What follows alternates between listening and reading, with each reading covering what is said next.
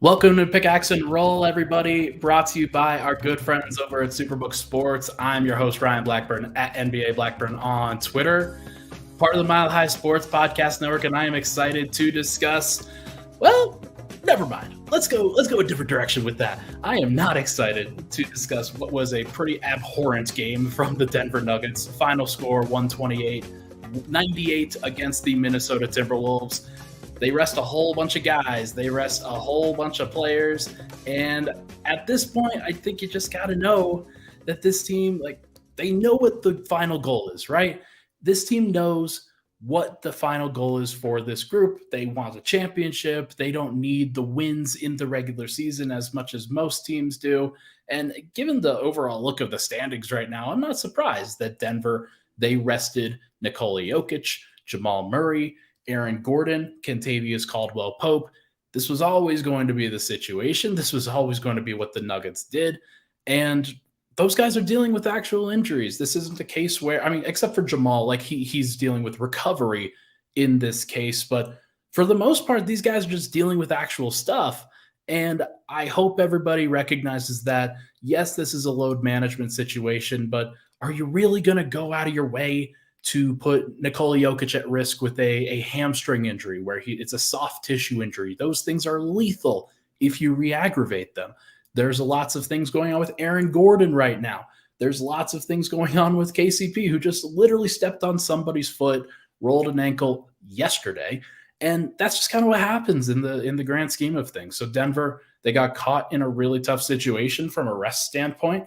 We'll talk about that game over the course of about one segment, maybe 1.5. And we're going to more focus on some other things that happened around the NBA, including Kyrie Irving getting traded to the Dallas Mavericks, which I know is something that a lot of people are interested in. I know it's something that a lot of people have a general, not fear of, but hey, what does this mean for a team like Denver? What does this mean for the rest of the Western Conference and many of the teams that Denver could face? So we will get into that. But first, as you see on the bottom of the screen, Nikola Jokic out, Jamal Murray out, Aaron Gordon out, KCP out. All of those guys sat. And in this game against the Minnesota Timberwolves, not a good situation. That team, they're pretty good. They've been playing pretty well, even without Karl-Anthony Towns over the course of these past few weeks. And they've kind of righted the ship a little bit as Anthony Edwards has played better. But it did give an opportunity for Michael Porter and Christian Brown and guys like that to kind of step up into this situation, a new situation where you have no idea what it's going to look like, but you know that those guys are going to be counted upon. And with those guys, Christian Brown, there were some interesting moments for Denver within this game. What I will say is that I'm not looking too much into this game, and nobody else should too. You want to focus on the positives. You don't really want to focus on the negatives, because when you take out your four most reliable players, obviously it's going to be an issue. Obviously that's going to be something that Denver has to deal with. And they didn't deal with it well tonight, but that's not really a surprise, and it's not really a concern either. But what I will say is you got to watch Michael Porter kind of go through the ringer a little bit in terms of being defended like a star player, being defended like he was the main option on the court. Jaden McDaniels spent a lot of time, as did Kyle Anderson, as did a couple of other guys, but it was mostly Jaden McDaniels on Michael Porter Jr. And I thought that was interesting. I thought that was a fascinating move. And it's a guy that is one of the really great young defenders in the NBA right now. And so Michael Porter struggled to get off his shot. He struggled to get off his shot from three, 2 of 10 from three tonight, but he was 5 of 6 from two and 6 of 8 from the free throw line. And to me, that's some good progress. That is some good stuff. And I'm excited about this potential development, about how this could be more of a push towards Michael Porter being the second option, first option type that he was looking to be coming out of school, coming out of Missouri. He is going to be a really great player for a long time, as long as he stays healthy. But the one thing that has really lagged behind in his development, we've talked about this on the show before, has been his ability to create off the dribble and really kind of lead an offense. he's a tip of the spear at times where a lot of other guys are creating, where a lot of other guys are doing what they need to do in order to create good offense. But for Mike, 1 assist tonight. I think he had 2 turnovers. Not necessarily the playmaking that you would want for him, but he still scored. He still found ways to score, even though his outside shot wasn't dropping. He's an elite shooter. I think everybody understands that. But when he's bothered most is when he has to take awkward step backs, when he has a hand in his face. Jaden McDaniels, who has he's 6'9", has like a 7'2" wingspan or something crazy like that. That's going to be a tough matchup. And I think teams, if they are able to, will put those kinds of matchups on Michael Porter. The problem is that when Denver's healthy, you're putting that guy on Jamal Murray, trying to make sure that he is bothered. Or you have that guy on Aaron Gordon, who is Denver's other really tough matchup. So it's not like these teams can sell out on Michael Porter unless he is with the bench, unless he is with a group that doesn't have a lot of self-creators, that doesn't have a lot of guys that take up a bunch of attention. So I thought that this was a pretty good preview of what it's going to look like from a playoff standpoint. If Michael Porter has to stagger with the bench, this could be what you see. This could be what happens. And it was fine. It wasn't great. If Denver can at least survive in those minutes, then that's fine. Michael Porter tonight was a -7 in his minutes, and he played with some pretty bad lineups at times. So it wasn't just hopeless. It wasn't great because the Nuggets lost by 30 points, but I'm not really taking the final score into account here. I think you just want to see details. You want to see little things. And I think we got enough of it from Michael Porter. Also tried hard defensively, though I will say the overall level of Denver's defense was down, and I think that dragged down his level of effectiveness too. Let's next go to Christian Braun, who's another guy that I think is a very interesting character for this Nuggets team. Bones Hyland gets the DNP-CD. We'll talk about that in the second segment. And Christian Braun, over the course of this last month, maybe a little bit longer, has really started to develop that level of consistency, that level of trust within the Nuggets organization. From the early point in the season, from the get-go, he was always going to be a guy that Michael Malone wanted to play. There's a pecking order here, though, and Michael Malone also wanted to give Bones Hyland and other guys all of the opportunities that they could get before he turned to the rookie. And that's healthy, honestly. I do think that that is something that good teams do, great teams do.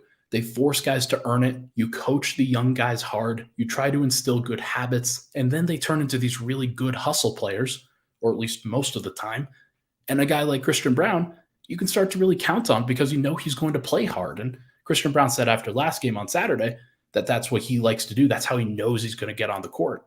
So he played hard and played pretty well. And you could see actual scoring to go with some of the defense, some of the rebounding, some of the hustle in general. 19 points tonight, 7 of 10 from the field, 2 of 2 from 3. You'd like to see him let it fly just a little bit more. Denver actually struggled to get off perimeter shots tonight. I think that Christian Braun at some point is going to have to get to a better place where he is taking off the dribble jumpers, where he is taking more contested shots because teams are going to dare him to shoot and then stick up a hand. And if he just stops the offense and kind of record scratches a little bit, then that is the goal of the defense. That's what they want to do. They want to slow him down. His decision-making is going to have to be good. It's going to have to be better. And I'm hopeful that Denver at this point can continue to get that from him because what we've seen from the detail stuff has been mostly great. Like he defends his ass off all the time. He is very, very consistent from an effort standpoint. He has the size to switch, contest bigs, contest smalls, do a lot of different things that the Nuggets want to do with their scheme. And so it's good to see Christian Braun doing this. I don't want to stick too long on it because it was still a bad game and he was still a -13 in this situation. So Denver still wasn't successful as a team as often as they probably needed to be. But I do think that Christian Braun, definite bright spot. He had a season high tonight, which of course, being a rookie, it's a career high. I think that he will set a new career high at some point in March or April.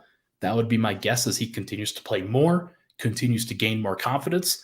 And we're just going to have to see whether that actually manifests. But really like what we see from Christian Braun. Really good player tonight. Bruce Brown will go through this more quickly.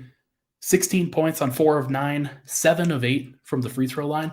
I liked what I saw from Bruce when he was attacking, when he was getting downhill, when he was driving into the defense and forcing contact, and he was forcing these fouls that the bigs on Minnesota were like, this sucks. This is annoying. We can't contest this guy because he's driving into us, and we keep fouling.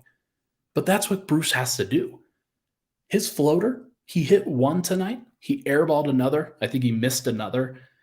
At this point, I do not trust the floater. I think it's a bad shot. I think it's one of those where he got a lot of notoriety for it because he attempted a lot of them. But even when he was in Brooklyn, he didn't make a lot of them. He was at this place where he had to do it because of the way that Brooklyn played, because, and we'll talk about one of those guys in the third segment, but I think that Bruce is a good player. I think that when he's more aggressive and he tries to draw contact, he's even better than that. And to me, I would be surprised if he goes to the floater too often in the postseason. I think he's going to try to drive to the rim a little bit more aggressively in those situations, try to draw contact. And then if he goes 7 of 8 at the free throw line, it can save a lot of sins. It could save a lot of misses like he had, 1 of 4 from 3. Like that's fine if he gets to the free throw line 8 times. So I do think that the 7 assists to 3 turnovers, that's a fine ratio. Nothing to write home about, but it's fine. And he is a good player, deserves the credit that he's going to get. All right, DeAndre Jordan, Jeff Green. This is kind of where this is tough. This is a tough one. I know that a lot of people have a lot of feelings about DeAndre Jordan, about Jeff Green. They're very similar, but similar guys in that they are at similar stages in their careers where as athletic players, guys who jumped above the rim, could move, could guard, could do everything that you really needed veterans to do, they've really slowed down. And I thought it was very notable tonight on the second night of a back-to-back. Now, I know neither of those guys played yesterday, but I do think that the travel, people don't really factor this in that much or at least think about it too much. For veterans, travel is what matters. It's not even the fact that you played. Like it's the travel. It's everything. It's losing an hour. It's sleeping not in your own bed. Like they're used to it, but it still sucks. So I don't want to belabor the point, but Jeff Green has slowed down a ton. And I'm not surprised that Vlatko was the guy that they went with on the first night, last night, where Saturday night you have a game that you want to win where you play all of your guys. Aaron Gordon starts. Vlatko Chanchar backs him up. Wasn't perfect, Vlatko wasn't, but he was still pretty good and was pretty helpful. Jeff, I think, is still struggling with that. He did not shoot well from the perimeter tonight. On the season, he's shooting a really low percentage too. And I'm at that point with him where I just don't really trust what he does. And that is a really, really tough spot to be, where if you are a Nuggets fan and you're trying to figure out, okay, how are you going to solve the bench? What are you going to do? Michael Malone probably thinks about it differently than you do. Michael Malone probably thinks about the veteran in Jeff Green, wanting to have a stable option, especially somebody that can go to the post, that can run in transition, do some things. But I think that Vlatko's just a better player and should play over him. We've made that point on this podcast before, though.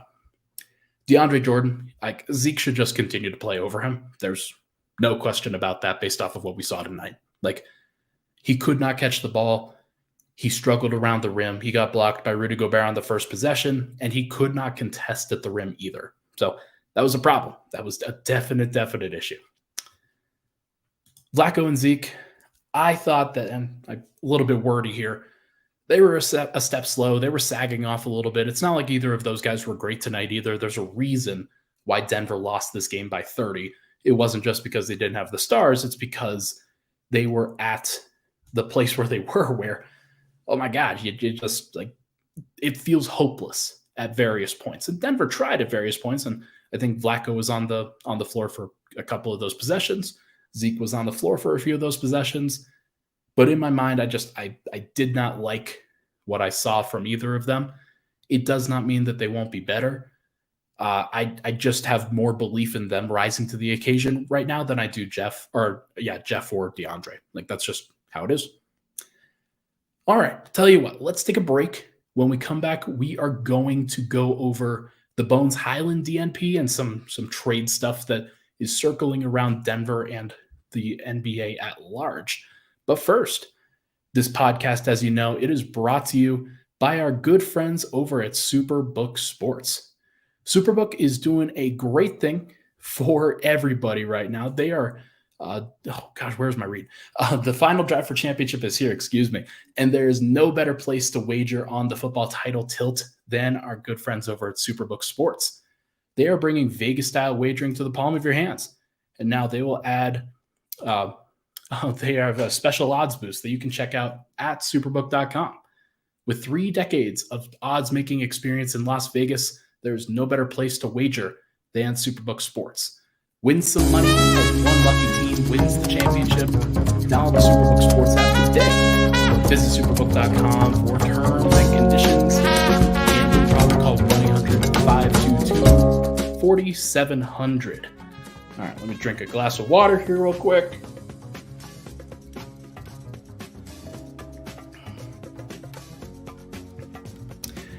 And we're back. Pickaxe and Roll. Ryan Blackburn here. Thank you so much, everybody, for tuning in. A little bit of a weird time. This was not your best game. This was not the best game for the Nuggets, I would say. It was obviously going to be an issue for this team, but look, it is what it is. I do think that Denver at this spot, they are fine. They were willing to rest. They were willing to play their deep bench because they know that the rest of the Western Conference isn't doing anything to put any pressure on them. Memphis lost again tonight. Sacramento lost again tonight. It's not like any of these other teams that are behind Denver are doing anything to make it easy or to make it harder on Denver to go get that 1 seed. Denver still controls their own destiny. Whenever they play Sacramento or Memphis or the Clippers or any team like that, they're going to be fine. They're going to play their guys. They're going to make sure that all of those players are ready. But one guy that didn't play tonight when everybody else did, and except for Jack White, who was available after an adductor strain, but I assume that Michael Malone just wanted to give him another night off. It seems he's been out, but an adductor strain, like any tissue injury, is just not really something that you mess with. Bones Hyland, though, DNP-CD. DNP for Bones Hyland. And in my mind, this is the most telling of them all. I can understand if Denver was going to rest Bones at various points. I can understand if they wanted to give some opportunities while they were healthy to their bench lineup to see what a more defensive group was going to look like and try to get Christian Brown some extra time. Bruce Brown as the minutes at point guard. They staggered Michael Porter in the Atlanta game. That was good. And they had some good moments there where they actually learned a lot about their team, I think. But tonight, you weren't really going to learn anything about your team. You're just going to try to get through it. And the fact that Bones was kind of the guy left by the wayside, it was Bones and Jack White who were the injured guys tonight. Bones is on ice. Bones is going to be, like, unless I'm crazy, it's going to be out until after the trade deadline. And whether he plays or not, like after the trade deadline for Denver, whether he stays in Denver or not, I can't really tell you. Like, nothing is ever guaranteed until it's guaranteed. But I do think at this stage that with Bones being out tonight, with him being a DNP-CD tonight, of all nights, it really just goes to show where this thing is at. It would not surprise me. I haven't confirmed this, so do not aggregate this. Do not put this on a message board or anything. But like, look, maybe management said to Michael Malone, don't play Bones. We don't want him to get hurt before a trade. We want to make sure that we can get maximum value. We want to make sure that we can move him and it's not a situation where he turns an ankle or something worse, and then teams are a little bit more adverse to trying to acquire somebody like him. And in my mind, that's fine. There's nothing wrong with it. I do think that Denver could do a little bit better. I do think that Denver at this spot is trying to maximize the value that they actually do get. And it would not surprise me if they do get something good, but we will see. We will see what it ultimately does. But let's go to now the latest on the Bones Hyland market. I don't have a ton of information here. I don't want to like get anybody in trouble or anything like that. I am pretty confident that the Nuggets have talked to a lot of teams about who is interested in Bones, who is not interested in Bones, trying to go get various players. There are teams that are interested. This isn't a thing where Denver can't get any interest in somebody like Bones. I have no doubt that there are rebuilding teams that they maybe don't see Bones as a starter, but would see him as a valuable sixth man. And I think one of the issues with Bones is that he wants playing time. He wants a place where he can be like Jalen Green, where Jalen Green gets basically free reign to do whatever he wants in Houston. And this is his second year of doing it. And he puts up numbers as a result. Bones wants something like that, where he can, like, he'd prefer to win, but he also just wants to play and wants to have that in his pocket in terms of being able to do something like that. So I'm not surprised that that's kind of going that direction. But the problem that you face is that there just aren't that many teams that see him as a starter, that see him as a star point guard. Like, they more see him as that Jordan Clarkson, Jordan Clarkson, Jamal Crawford, Lou Williams kind of type player, where he's a burner. He's a scorer off the bench, somebody who changes the pace of the game. That's how Denver was trying to use him. That's how Denver was trying to put him into a good situation to succeed. And the fact that it failed and that he still wants more, I think the teams are a little bit concerned about that, though there are still some that remain interested. Unconfirmed, but the Nuggets have also made calls about various people. They've tried to find the right fit for various players in a Bones swap. I don't know whether they've actually found that guy, and I don't know if I can even really share what the names of these guys are, but I mean, I could, let's be honest, but I think that it's best to leave that under the rug until things actually become public, because that's when, like, you don't want to mess with things in conversations like this. I don't want to be the guy that messes with things before they're actually confirmed. But the Nuggets they're making proactive calls too. They're receiving calls and they're making calls. It remains to be seen how far those calls will actually go. But Denver, I do think, is motivated to get a deal done, as you've seen from the DNP, as you've seen from where they are. Here's where the rest of the roster stands, though. Trades involving the rest of the roster, I do think, remain unlikely. I think that Denver at this point likes their team. I think they like what they have, and they want to go far with this group. I think they believe in this group. Let me just say, Monte Morris for Bones from Nicola. I think that Monte would be great. The problem with Monte is that if you're in a situation right now where Monte's a guy that you just traded Monte in this last offseason. So within the calendar year, it's actually illegal to reacquire somebody that you sent out. Now, if he was a free agent in the offseason, that you could get him, but he's not. And Denver, I think they'd love to have a guy like Monte Morris back. He'd be so helpful for what this group needs. But I do think that, like, unless Monte is then traded to one other team and then rerouted to Denver, then that would be the only way that they could really do something like that. But it's a good thought. He's the kind of player that I'm thinking about. Alan says, I would be interested in you to watch Watanabe, especially since Brooklyn needs a point guard now. Kind of. They don't need Bones. They have Cam Thomas there. Cam Thomas just scored 44 points. They have a young guard that can fill it up. They just do not need Bones, I think. It would be cool. It would be great. If I were Denver, I'd be trying to get creative in situations like that. But I think that Cam Thomas is, like, he's 6'4", Bones is 6'2 and a half, 6'3". They're very similar players in terms of what they want to do on the court, which is just score and not play a lot of defense. But in general, I do think that trades with the rest of the roster still remain unlikely.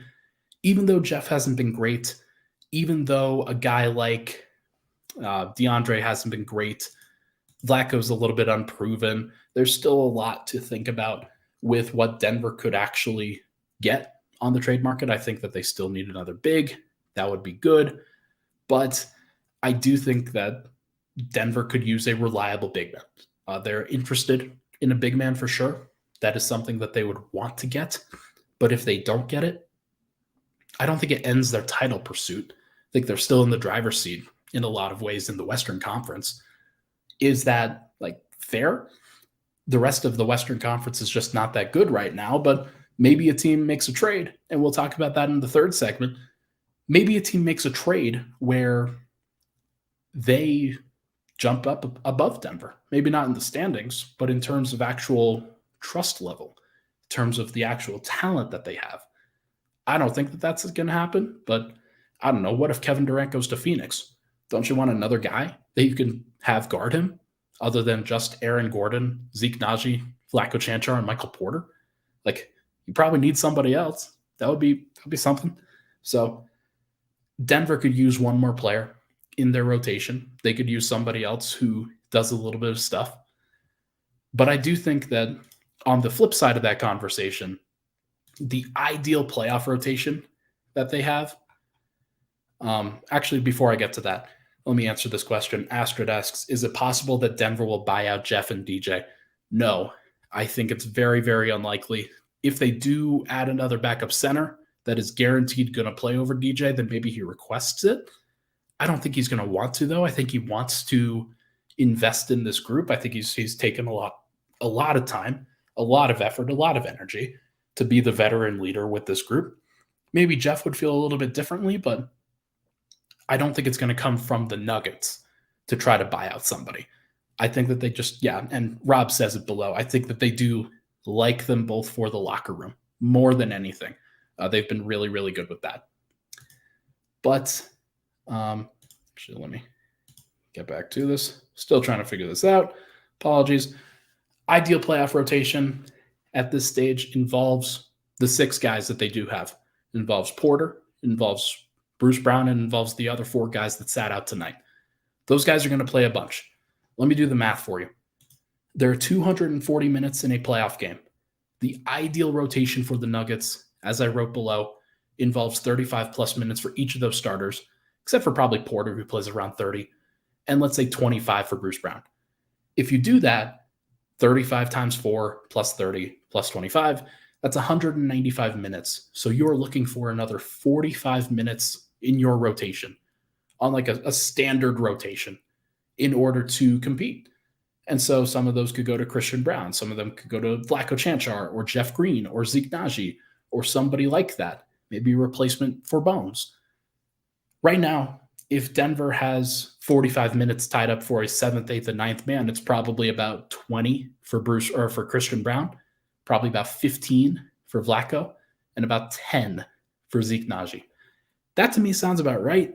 That to me sounds about what Denver would do. Now, is it ideal? No. I think that Denver could use another body, for being honest. I think that Denver could use another dude that they trust. But I do think that Denver's okay if they go into the playoffs with just this roster. But you want to protect against an injury. You want to make sure that, hey, Zeke Naji goes down. Okay, are you sliding Jeff Green to backup center? Do you feel good about that? Is Aaron Gordon playing backup center now, which means somebody else needs to play power forward? Are you playing, like, what if Michael Porter goes down, God forbid, and they actually have to replace his minutes? It's a lot to do. And so Denver just needs a body. They need a player that they can trust in the front court, I think. So we will see if they actually do that. But for now, let's take another break. When we come back, we are going to talk about this Kyrie Irving trade and what it means for the Western Conference and what it means for the Nuggets, along with other trades in the West. We'll be right back on the podcast side. Drink a glass of water here.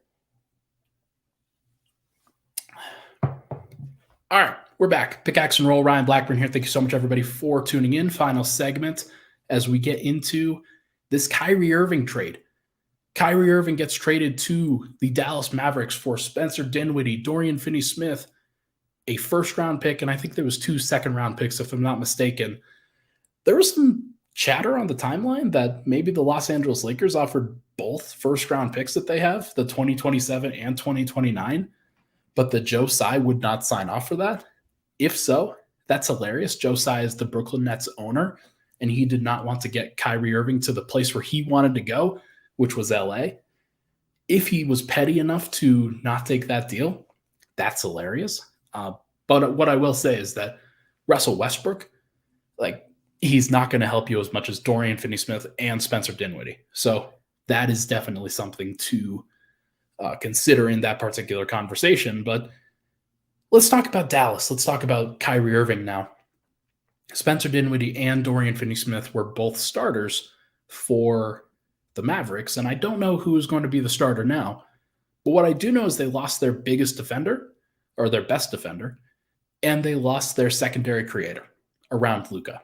So they upgraded secondary creator, or they add at least another primary creator in Kyrie Irving. So your starting lineup looks like Luka, Kyrie Irving, probably Reggie Bullock. Man, it's tough. Christian Wood, Dwight Powell, like Maxi Klebas in there somewhere. Maybe, oh man, who am I forgetting? Like Tim Hardaway Jr. is another guy. Like I think they probably want to flip Tim Hardaway Jr. for maybe somebody like Karis LeVert with the Cleveland Cavaliers, but they might try to get bigger and try to find a replacement defender for Dorian Finney-Smith. I do think that this is an interesting trade just because it's very theoretical from what a team like Dallas is going to need to get through the rest of the Western Conference. But in general, right now, I think it's hard to tell. Like, I don't like Kyrie Irving. I think that he's a talented player. I think he's incredible. But I do think that there's a lot of problematic stuff. There's a lot of uncertainty that goes on around him. You can't really predict what he is going to do. And by extension, you can't really rely on somebody like that. So if he doesn't comply with what they want, he'll be a free agent and maybe he'll just sign with the Lakers in the offseason, in which case, man, Spencer Dinwiddie and Dorian Finney-Smith and a first-round pick and 2 second-round picks, that is a tough package to give up. That is a lot to give up. So if that is the case and they actually lose him for nothing in the offseason and don't really go anywhere in the playoffs this year, man, that is going to be wild. That is a definite concern if you are the Dallas Mavericks. But let's go through some of these Western Conference teams and how they would match up with the Mavericks in theory. The Nuggets. Let's think about the Nuggets for a second. Who's going to guard Nikola Jokic? That is the start of everything. Now you have Luka Doncic on the other side. Who's going to guard Luka? Who is going to guard Kyrie? Like, those guys are going to be unstoppable too. But I just think that Denver just has that extra gear with Jokic kind of directing everything and making easier shots as opposed to Luka and Kyrie, who are making tougher shots and taking turns going one-on-one. And I do think that Luka can create some easy shots for his teammates, but they just don't have a lot around those guys. Like, if Reggie Bullock goes off in a series, then maybe that's fine. Maybe that's good enough. But what is Dallas going to do against Denver? I don't know. I don't know what they're going to do. What about the Suns? The Suns would have a tough time guarding Luka. We've already seen that for sure. They would have a tough time guarding Kyrie. But I do think that Devin Booker hunts both of those guys. I do think that they don't have as many defenders. And that would be a pretty tough series. It would be a pretty fun rematch for sure. But Chris Paul going up against Kyrie Irving, Luka Doncic going up against Devin Booker, there's a lot to like there. Mikal Bridges probably does some stuff. But I don't know. It's hard to tell. Like, you would think that like Jalen Brunson and Spencer Dinwiddie were so big for that Suns matchup last year, so you never know what that's going to look like. But it's matchups like that. It's matchups like against the Warriors where if you know you're not going to be able to stop those teams, then you might as well get a really great one-on-one scorer and one-on-one talent that is going to be fantastic in those matchups. I do think that there's a viability there. There's a possibility there that that Dallas can progress in a series like that. Do I think it's going to happen? I don't know. It's really tough. Memphis, I think that Memphis has enough talented defenders to go up against them. I think they have enough to outscore them. Sacramento, that's a tough one, though. I think that Dallas could really win a matchup against Sacramento. I think the Clippers could probably win a matchup against Dallas. I think that Kawhi Leonard takes turns just going right at Luka Doncic, going right at Kyrie Irving, and those guys would have a tougher time scoring against the Clippers than I think the other way around. So I don't know. Like, this is one of those where the West has been so mid. The West has been really, really odd for this entire time. And I have no idea what to think when it comes to how Dallas goes up against teams. What I do know, and Joey puts it here, Dallas doesn't fear me at all. Well, what did I just say? I don't fear Dallas at all. Dallas doesn't instill fear, Joey. I think that's pretty funny. But no, I would still predict Denver to win that series. I think they're actually a little bit easier to go at than with Spencer Dinwiddie, than with Dorian Finney-Smith. Those guys make it harder for Denver to score because of how big they are. Kyrie is not that big. Kyrie is actually really small in terms of as a help defender. And so Denver's going to make it really, really easy to go at that team. Like, it's just going to be hard for them to do what they have to do. Josh Green is one of their young players. He's not going to save them. There's no doubt about that. Like, who are they going to get that can save their defense? I don't think anybody. So let's get back to the rest of this topic. Other trades that could change the West hierarchy. This is how we will finish off today. I think that Kevin Durant is still somebody to think about. I think that Kevin Durant is going through it right now. I think that your life has clearly been upended as a contender with the Brooklyn Nets. They have a lot of role players around Kevin Durant. They have Ben Simmons, who himself has been a role player. He has not been a star this year.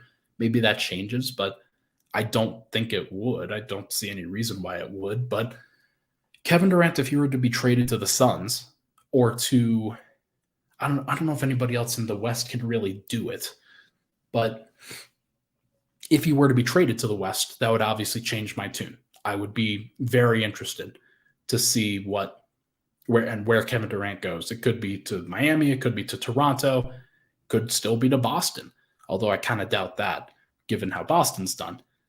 But it also could be to Phoenix. And if Phoenix were to get him, then I don't know. I don't know what to tell people. Like, that is a tough matchup for Denver if you've got Devin Booker and Kevin Durant on one team. Like, Denver will still be able to score, but I can see being a little bit scared of that. OG Anunoby. OG Anunoby has been in a lot of rumors. He has been somebody who I think a lot of teams see as a final piece, or at least a piece that gets them closer to Denver.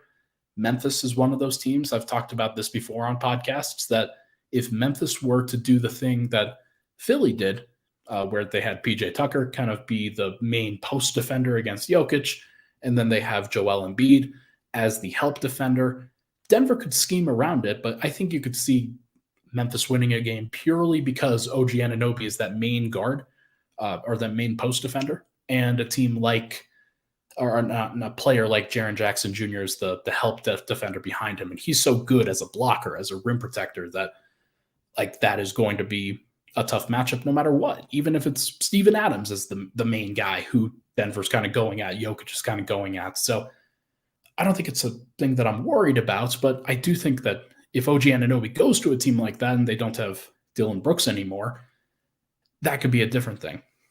Same thing with the Pelicans, same thing with the Suns, same thing with even like the Portland Trailblazers. Like, I know that people don't respect Portland, but if they just get to a place where they can outscore Denver no matter what, or like they can at least keep pace with Denver, and then it comes down to a game 6 or a game 7, Damian Lillard has shown the ability to go off for 50. He's shown the ability to go off for 40 consistently against Denver. So that's one where I don't worry about it now, but if it were to happen, I'd have some concern.